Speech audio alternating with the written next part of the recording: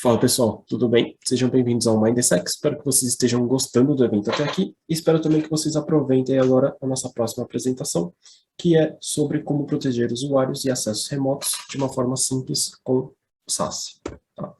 Então, bom, a ideia aqui é a gente saber como tudo isso funciona de uma maneira bem simples, assim como é o funcionamento das nossas soluções SaaS. Tá? Então, eu separei aqui basicamente 4 pontos principais para vocês se tornarem um expert, assim, na solução SaaS, de uma maneira bem simples, bem rápida e em uma única apresentação. Tá? Então, antes de mais nada, a gente precisa entender o que é uma solução SaaS, para depois passarmos para os desafios que a gente enfrenta no dia a dia, e como a gente consegue endereçar diferentes temas de uma maneira bem simples e muito mais segura do que acessos que a gente tem hoje em dia. Tá? Então, antes da gente entrar no conceito de SaaS propriamente dito, existe um outro conceito que a gente precisa passar aqui hoje, que é justamente essa maneira de fazer esse acesso. Esse é um conceito que ele já vem presente no mundo de redes, no mundo de segurança hoje em dia, só que ele vem ganhando bastante força cada vez mais. Esse conceito é o conceito de ZTNA. ZTNA nada mais é que Zero Trust Network Access, ou seja, é uma maneira na qual a gente estabelece relação zero de confiança nas pessoas e nos dispositivos, e a gente precisa fazer validação de tudo isso antes de determinar que aquela pessoa, que aquele usuário, ou que aquele dispositivo, ou que a combinação deles possa acessar determinado recurso ou determinada aplicação que a gente tenha mapeada hoje. Então, antes de mais nada, a gente precisa validar os usuários. Validando os usuários, a gente valida o dispositivo, faz a combinação do usuário mais dispositivo, e aí define se aquele usuário mais dispositivo pode ou não acessar determinado recurso já presente no ambiente. Tá? Então, esse é um conceito bastante tranquilo de a gente entender. A gente já utiliza ele em diversos momentos e que ele é essencial para a gente entender o funcionamento do SaaS e o porquê que o SaaS é importante. Então, por definição, segundo Gartner, SaaS, ou Secure Access Service Edge, combina funções de segurança de rede, como Secure Web Gateway, CASB, Firewall como serviço e ZTNA, com capacidade de WAN ou SD-WAN para suportar necessidades de acesso seguro dinâmico para as empresas. Ou seja, em outras palavras, o que isso tudo significa? Significa que é uma maneira de a gente prover segurança como serviço, independentemente do tipo de acesso que está sendo feito, e de maneira simples, rápida e segura para o usuário final e para os administradores da solução. Ou, em outra maneira de dizer, com uma imagem agora. Como que funciona uma solução SaaS? É a combinação de diferentes funções de segurança, de diferentes funcionalidades de segurança envolvidas numa única solução e centralizadas de uma maneira geral. Tá? Então, a gente tem funções de Web Gateway, por exemplo, funções de prevenção contra ameaças avançadas, funções de NGFW, IPS, DLP e funções de ZTNA, que é o conceito que a gente acabou de ver ali atrás. Então, tudo isso combinado em uma única solução, provendo esse acesso seguro dinâmico, é o que faz a solução se tornar uma solução SaaS. Tá? Bom, tá legal, Henrique. Eu entendi o que é SaaS, que é meio que o conjunto de todos esses serviços de acesso e segurança de uma maneira centralizada. Mas por que a gente precisa disso hoje? O meu acesso VPN não é igual isso que você está apresentando? Bom, uma resposta bem curta é não, tá? Mas o porquê que não? Hoje em dia, as empresas elas têm cada vez mais um ambiente com arquiteturas hiperdistribuídas, e é aí que a gente entra no ponto de desafios. Bom, os principais desafios que a gente enfrenta hoje, além da pandemia, da Covid em si, são que essas aplicações ficam distribuídas de uma maneira muito mais abrangente, de uma forma geral. Tá? Então, quando a gente tem aplicações, de uma aplicação web, por exemplo, antigamente a gente separava essa aplicação em um servidor web, em um servidor de banco de dados, e um servidor da aplicação propriamente dita, que era o que faria essa comunicação do web com o banco de dados, ou coisas do tipo. Né? Hoje em dia, a gente traz isso para conceitos muito mais modernos e conceitos de arquiteturas diferentes, como é o caso de containers, microserviços, funções. Então, essa hiperdistribuição das aplicações, dos tipos de acesso remoto, eles acabam trazendo mais desafios e uma complexidade maior para a gente gerenciar tudo isso. Além disso, antigamente a gente tinha a comunicação de escritórios remotos, passando dos escritórios remotos via meu link MPLS até meu data center central, e aí os acessos à internet, o consumo de recursos da internet era feito através desse escritório central, né? Hoje em dia, a gente vê que cada vez mais os escritórios remotos eles se conectam direto à internet, e isso acaba gerando uma demanda maior também, tanto da parte de inspeção em relação a nossa, as regras que estão sendo aplicadas ali nos firewalls, por exemplo, quanto de gestão dos administradores do ambiente, que acabam demandando muito mais tempo para ele, muito mais recurso operacional de uma maneira geral. Então, os principais desafios que a gente tem desse cenário de hiperdistribuição são, por exemplo, o gerenciamento complexo. Então, isso acaba tornando muito mais complexo de você saber do administrador conseguir gerenciar todos esses produtos, todas essas soluções que o time de TI acaba contratando hoje em dia, né? Porque você precisa acessar diferentes consoles, diferentes ambientes, fazer configuração e replicar ela inúmeras vezes. E tudo isso, toda essa questão do acesso remoto acaba tornando esse trabalho de qualquer lugar uma função de risco, né? Quando a gente está relacionando isso com segurança da informação, por a gente aumentar a superfície de ataque justamente por esse usuário estar conectando de diversos locais diferentes, de diversas máquinas diferentes, muitas vezes, de diversos dispositivos. Então, ele conecta via laptop, via celular, via tablet, ele conecta da casa dele, do escritório, de um café, de um restaurante, ele conecta de qualquer lugar, utilizando qualquer dispositivo hoje em dia, então isso acaba aumentando também a superfície de ataque, né? E também aumenta o número de riscos, aumenta os riscos em geral, quando a gente fala de escritórios remotos, porque muitas vezes a gente acaba esquecendo que a gente precisa daquele controle na ponta, já que o controle que a gente estava mais acostumado era feito direto no escritório central ou no data center ali propriamente dito, né? Então, tudo isso acaba mudando um pouco o conceito que a gente já estava acostumado, e por isso a gente precisa prestar um pouco mais de atenção, né? E acaba sendo os desafios principais no dia a dia para a gente. Bom, é super importante que a gente consiga endereçar esses desafios de uma maneira simples, rápida e dinâmica para os usuários, colocando o nível de experiência do usuário à frente disso, que é sempre muito importante, né? Mas também focando no nível de experiência do próprio administrador da solução, que é ele que vai dar vazão a toda a demanda que precisa ser realizada ali, né? Então, tudo isso precisa ser feito de uma maneira bem simples e rápida, além de ser uma maneira segura. Então, é justamente no terceiro ponto que a gente entra aqui, que é como fazer isso de uma maneira simples. Bom, no mundo que a gente tem hoje, como que funciona esse tipo de acesso? A gente tem os diferentes usuários aqui na esquerda, nas diferentes localidades que eles estão tentando acessar, utilizando diferentes aplicativos ou diferentes dispositivos, certo? Na direita a gente tem as diferentes aplicações separadas em diferentes data centers ali, ou VPCs, ou localidades em que elas estão hospedadas, tá? Então, que torna isso um desenho muito complexo. A gente precisa estabelecer uma comunicação de um laptop em específico que o usuário está usando em casa com o meu ambiente em nuvem, do laptop dele com o meu ambiente via data center. E do celular também a mesma coisa, com diferentes modelos. Qual que é a grande vantagem da gente utilizar esse conceito do SaaS e com o Harmony em si? A gente mapeia um usuário, independente do dispositivo que ele está utilizando, com a aplicação em si. Então, com isso, a gente já tem uma maneira mais tranquila de identificar qual é esse acesso e saber se aquele usuário utilizando aquele dispositivo tem essa permissão de acesso realmente ou não, e aí fazer esse controle de uma maneira mais simples e mais granular ali também para o administrador. Então, para tentar deixar isso ainda mais simples, a gente tem aqui basicamente dois modelos de conexão, tá? O primeiro deles é o modelo de conexão que funciona via cliente, tá? Então você precisa instalar um agente na máquina para fazer a inspeção de todo o conteúdo que está sendo trafegado ali pelos usuários. Então a gente consegue inspecionar todo o tráfego para a internet, por exemplo, o que aquele usuário tenta acessar, se ele tenta acessar o Facebook, se ele tenta acessar o Instagram, se ele tenta acessar o Google Drive.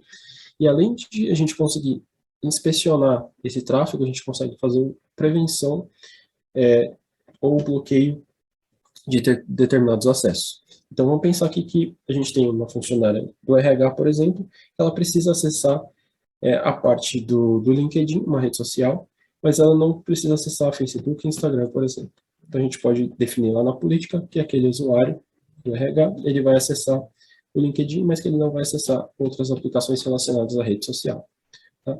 Eu posso ir além, eu posso pegar e falar que aquele usuário, mesmo usuário do RH, um usuário do departamento financeiro, por exemplo, pode acessar o meu Google Drive, mas ele não pode fazer upload de informações relacionadas a PCI, a cartão de crédito, por exemplo, ao número de CPF, porque isso acaba sendo uma informação sigilosa da empresa. Então, eu posso entrar nesse nível de detalhe, por exemplo. Já o segundo modelo de implantação ele é feito via clientless, que a gente vai abordar daqui a pouquinho. Então, nesse modelo via client instalado, o que a gente consegue fazer é justamente trazer esse controle das aplicações e URLs e permitir ou bloquear essas aplicações baseado nos usuários, mesmo quando esses usuários estão trabalhando de casa. Tá? Então, não preciso direcionar esse tráfego para o meu gateway de segurança central hoje em dia. Posso simplesmente falar, quando esse usuário trabalhando de qualquer lugar estiver tentando acessar a aplicação X, bloqueia. Ou me avisa que aquele usuário está tentando acessar determinada aplicação. E simplesmente você vai ter esse tipo de visibilidade. Tá? Além disso, além desse controle de conteúdo, controle de aplicação, controle de URL que a gente tem, é super importante a gente entender que esse é um conceito que trabalha também com a parte de prevenção contra ameaças. E não só ameaças antigas, que a gente está acostumado com a parte de análise de assinaturas, por exemplo, mas também com ameaças avançadas, com ameaças de dia zero. Então, toda essa comunicação de rede, ela passa por uma análise muito mais profunda, muito mais minuciosa, justamente para trazer essa questão de segurança o mais próximo do usuário possível e conseguir identificar o comportamento malicioso e não só uma análise de uma assinatura que já existia anteriormente. Então, como que funciona esse controle de regra aqui, basicamente? A gente tem essa regra, aqui eu defino a ação dela, qual é o usuário e o que esse usuário pode acessar, basicamente. Então, pegando aquele nosso exemplo, o usuário que pode acessar o Google Drive, mas que não pode fazer upload de arquivos relacionados a cartão de crédito, CPF, dados médicos, por exemplo, a gente teria algo similar a isso aqui. Então, um usuário X tem permissão de acessar a aplicação, mas não tem permissão de fazer esse upload de informações para fora da empresa. Tá? E quando a gente entra no nosso segundo modelo de conexão, que é o modelo clientless, onde a gente consegue mapear as aplicações dentro do meu data center, direto para esses usuários remotos, justamente porque esses usuários remotos eles precisam acessar essas aplicações de uma maneira mais simples e muitas vezes através até mesmo de um próprio navegador ali, direto do celular, quando eles estão na rua, por exemplo. Né? Então, como que funciona essa segunda maneira? O acesso às ferramentas corporativas ele é feito de uma maneira bem transparente, como se o usuário estivesse utilizando alguma aplicação que ele já está acostumado mesmo, uma aplicação no estilo SaaS. Tá? Então, o foco aqui é que esse usuário consiga acessar qualquer aplicação que está mapeada para ele, de qualquer dispositivo que ele esteja usando, que ele tenha a possibilidade de usar, através de um navegador qualquer. Então, ele pode utilizar qualquer navegador da preferência dele para acessar aquela aplicação que ele já está acostumado, sem ele precisar se conectar necessariamente a uma VPN, mas tudo isso feito de uma maneira segura. Tá? Então, como que funciona esse nível de acesso? A gente tem basicamente aqui, dentro da nuvem Checkpoint, dois pontos principais de operação, são eles a controller e o gateway. E no canto esquerdo aqui a gente tem os usuários que vão fazer esses acessos, e no canto da direita a gente tem os nossos data centers, nossas VPCs, VNets, por aí vai, onde estão localizados essas aplicações em que o usuário precisa acessar. Tá? Bom, como que funciona esse esquema aqui das aplicações? As aplicações elas vão conversar com o gateway através do conector. Já explico para vocês como que isso funciona. Bom, no fluxo tradicional aqui, como que funciona essa comunicação do usuário até a aplicação? Bom, o primeiro passo é o usuário estabelecer uma comunicação com a controller, fazer a validação a controller faz a validação ali com os identity providers que foram cadastrados ali, por exemplo. Então, eu posso fazer a validação com o meu Okta, com o meu Azure AD, com o meu ADFS, por exemplo, e saber quais são os meus usuários mapeados ali que têm permissão de acessar essas determinadas aplicações. Esse usuário sendo validado pela controller, a controller volta com informação para o usuário de um portal de acesso, tá?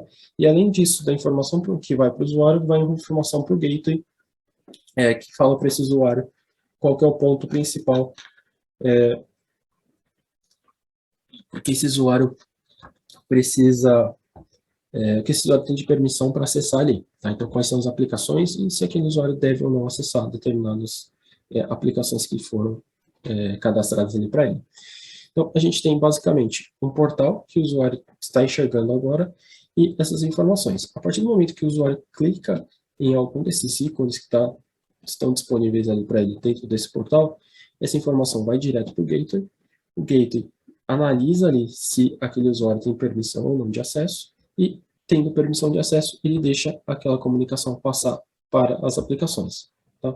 Então, qual é a grande vantagem de a gente utilizar um conceito desse ao invés de a gente utilizar um conceito de VPN, por exemplo? Dentro da VPN, a gente está mapeando as nossas aplicações a um IP externo, né? Ou nossa aplicação web, ela fica disponível externamente, nossa intranet, ou qualquer coisa do tipo, né? Quando a gente está utilizando esse conceito, essa arquitetura Zero Trust com o Harmony, isso acaba sendo muito mais tranquilo e muito mais simplificado de fazer. Por quê?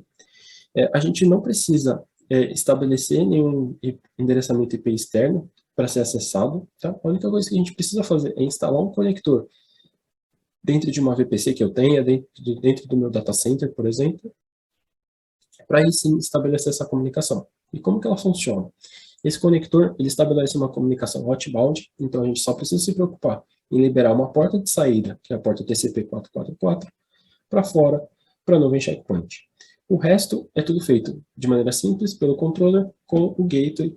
Então, o conector se conecta com o gateway e o conector se conecta com as aplicações dentro das minhas VPCs, tá? Dentro das minhas VNets, dentro das minhas, do meu data center on-premises.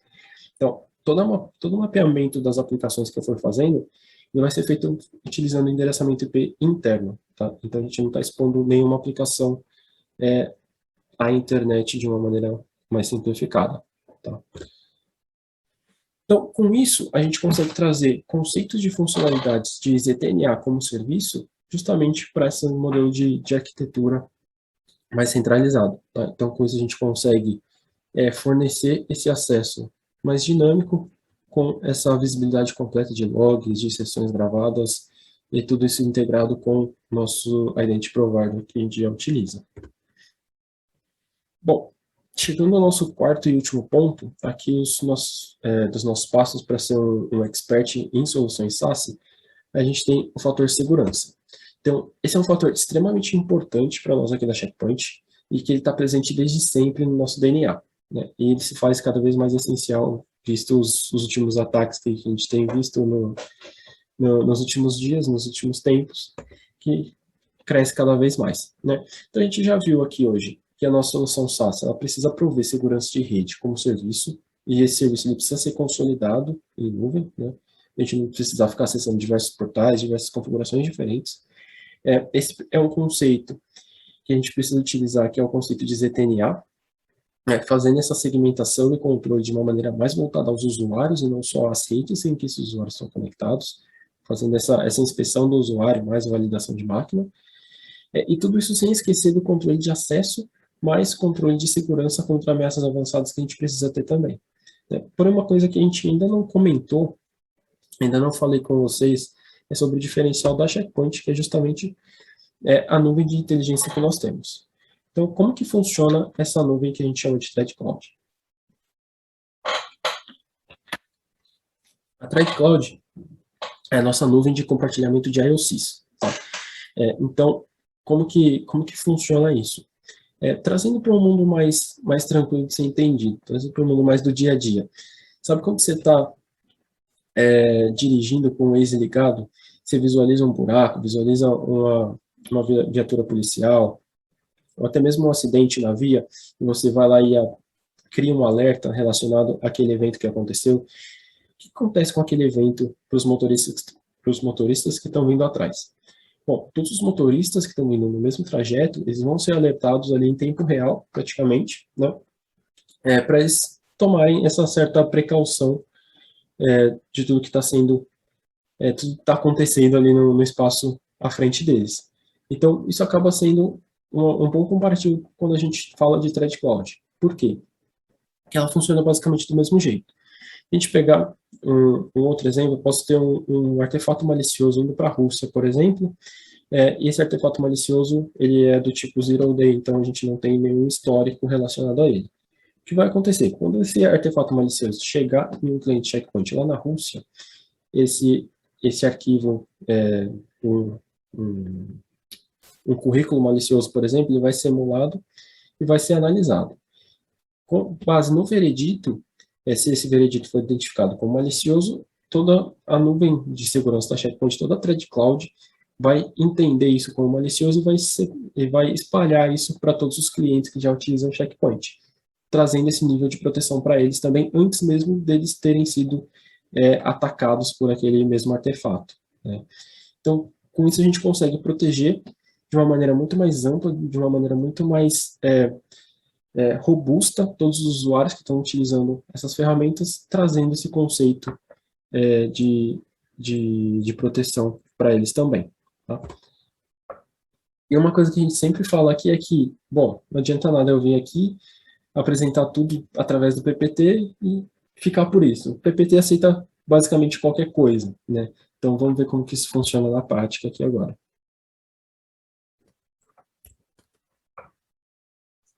Deixa eu compartilhar minha outra tela aqui com vocês.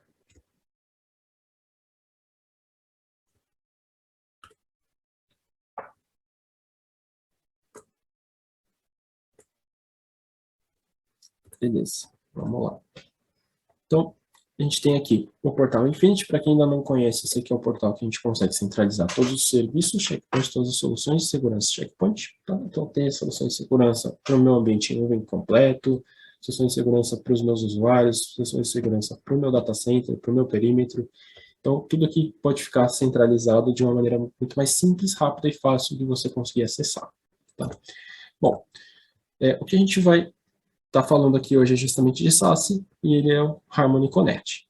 Como que funciona? Eu vou entrar aqui na parte de Assets, por exemplo, e vou mostrar para vocês que a gente tem um data center cadastrado aqui, e que esse data center está online dentro do meu data center aqui nos Estados Unidos, por exemplo.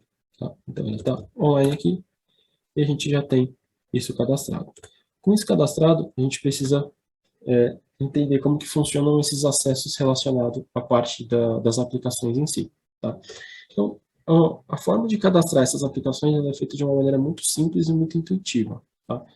Vou cadastrar uma nova aqui, por exemplo, um novo acesso via SSH, que você precisa definir de informação para que essa aplicação seja cadastrada e mapeada para o seu grupo de usuários. Bom, basicamente você precisa definir um nome, que é o nome que vai aparecer para o usuário, um endereçamento IP interno, que aquele conector consiga chegar na aplicação e onde essa aplicação vai estar mapeada, qual que é o site em que ela vai estar disponível. Com isso, a gente consegue estabelecer uma relação de confiança entre a aplicação, e aqui eu tenho alguns opcionais. Eu posso, no caso do SSH, por exemplo, eu posso colocar essa aplicação no modo transparente, em que o usuário vai precisar digitar a senha, as credenciais de acesso dele, quando ele for logar. Eu posso colocar no modo gerenciado, que eu utilizo uma mesma senha cadastrada para aquele mesmo grupo de usuários, ou até mesmo uma aqui em específico. Tá? Então, eu já tenho algumas aplicações cadastradas aqui, eu posso acessar elas, e com elas acessadas aqui, eu posso definir qual é o grupo de usuários que tem permissão de acessar essa determinada aplicação. Então, no caso aqui, QA e o grupo de administradores. Eu poderia vir aqui e editar a permissão e adicionar o grupo de dev, por exemplo, se eu quisesse. E essa aplicação SSH já apareceria para esse mesmo grupo também.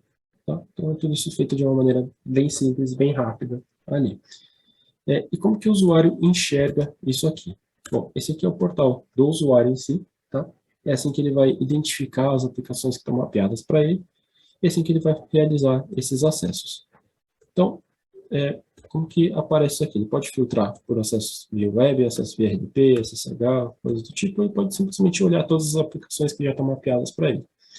Eu vou acessar o meu Jenkins aqui, por exemplo, e o que acontece? Essa aplicação, se a gente voltar aqui no portal, essa aplicação está mapeada com endereçamento IP interno. Então, eu tenho meu DNS interno resolvendo para o nome da minha aplicação, conectando na porta 8080. Se a gente olhar aqui, na URL que aparece para o usuário, não tem nada relacionado àquele endereçamento interno. Simplesmente porque o conector ele estabeleceu uma relação de confiança com o gateway e esse conector ele tem acesso a essa aplicação de uma maneira interna.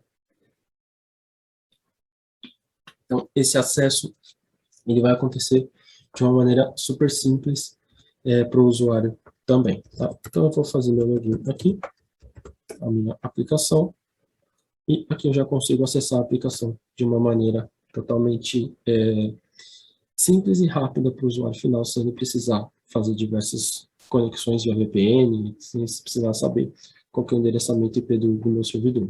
Tá? Isso fica disponível para ele lá, simplesmente assim.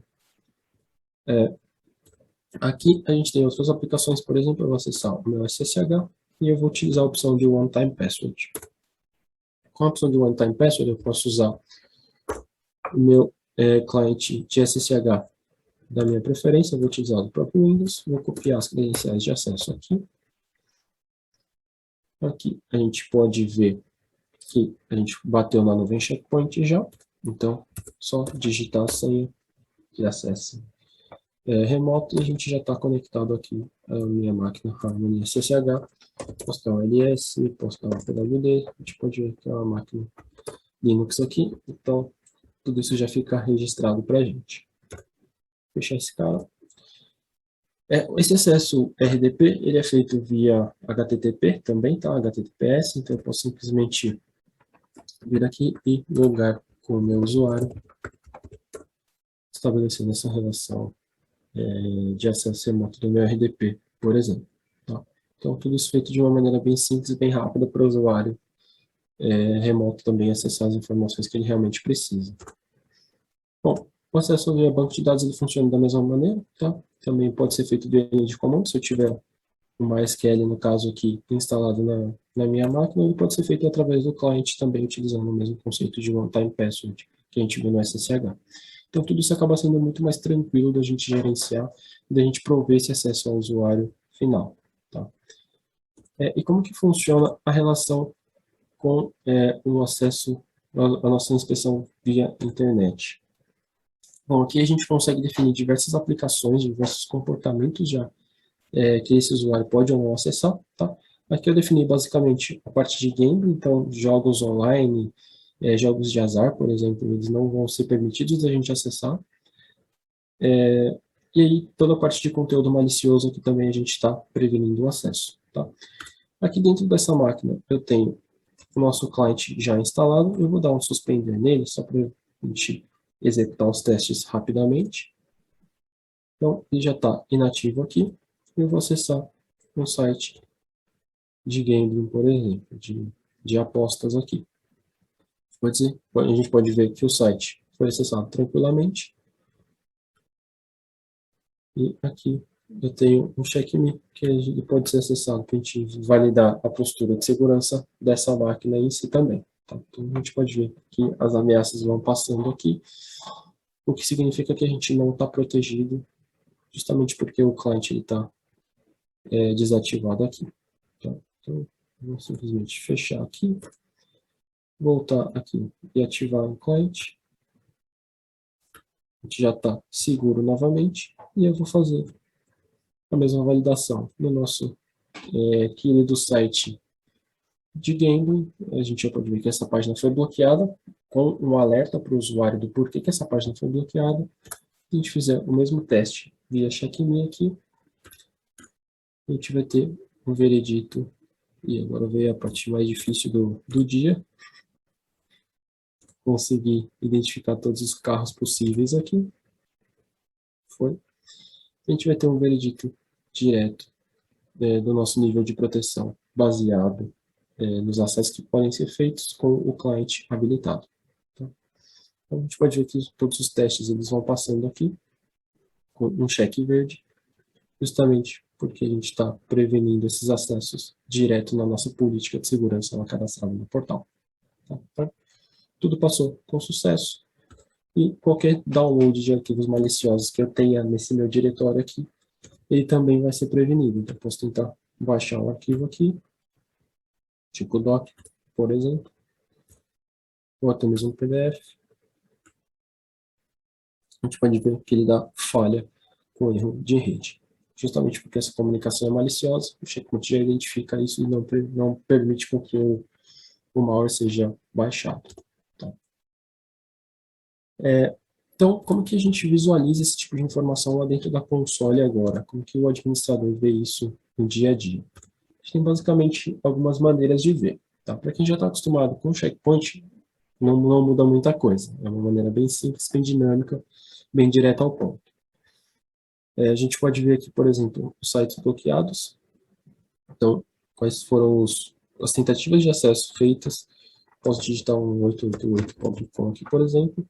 Ele já vai me trazer todas as vezes que esse usuário tentou acessar aquele site de gambling que a gente fez o teste, por exemplo. Eu posso simplesmente vir aqui e dar uma olhada na parte de Thread Emulation, que foi justamente os arquivos que foram emulados ali em tempo real, e que aquele usuário não conseguiu baixar justamente por eles serem identificados como maliciosos. Tá? Eu ainda posso vir aqui na parte de Session Logs e visualizar exatamente o que foi feito dentro do meu ambiente através da minha sessão RDP, por exemplo. Então aqui ele já carrega um vídeo para a gente com tudo que foi feito dentro daquela sessão. No caso da sessão RDP, a gente só carrega uma página, né? Mas no caso da sessão SSH, a gente acabou executando alguns comandos aqui. Essa aqui é a sessão correta. Então, quando a gente estabeleceu a sessão SSH, a gente executou o comando ls e o comando pwd, e aí o terminal foi fechado. Então, basicamente, ele grava a sessão inteira aqui e deixa disponível para o administrador dar uma olhada no que foi acessado dentro do ambiente. Tá? Além disso, a gente consegue dar uma olhada de uma maneira muito mais pontual no que foi feito dentro dos nossos acessos web. Então, na nossa aplicação no Jenkins, por exemplo, a gente consegue ver quais foram os métodos que foram utilizados e o que foi feito e qual o caminho que esses métodos foram utilizados, qual o status da página em relação aqui. Então, a gente vê vários status 200, alguns 302 e um 403 aqui, por exemplo. E tudo isso, para quem já está, de novo, acostumado com os logs, checkpoint, os dados, checkpoint, a gente consegue ter uma visão muito mais simplificada e uma visão muito mais gerencial, justamente para a gente bater o olho e já saber os pontos que a gente precisa prestar atenção dentro do ambiente. Né? Então, quais são os pontos de atenção dentro desse ambiente aqui? 5 websites maliciosos que foram prevenidos o acesso, 78 tentativas de download a arquivos maliciosos que também foram prevenidas. A gente já tem essa visão mais simplificada. Eu posso ir dando 2 cliques aqui, fazendo o drill down da informação até chegar no nível do log propriamente dito. Então, é um conceito de visibilidade que a gente consegue trazer para esse nível dos usuários em si, justamente porque acaba sendo muito mais importante a gente identificar o que esses usuários estão acessando, uma vez que eles estão acessando direto de ambientes desconhecidos, né? E que a gente não tem o determinado controle que a gente precisaria, como a gente tem no caso dos gateways de segurança ou firewalls de perímetro. Bom, pessoal, foi isso aqui que eu separei para a nossa apresentação de hoje. Tá? Eu espero que vocês tenham gostado e agora eu fico à disposição para responder as suas dúvidas. Obrigado.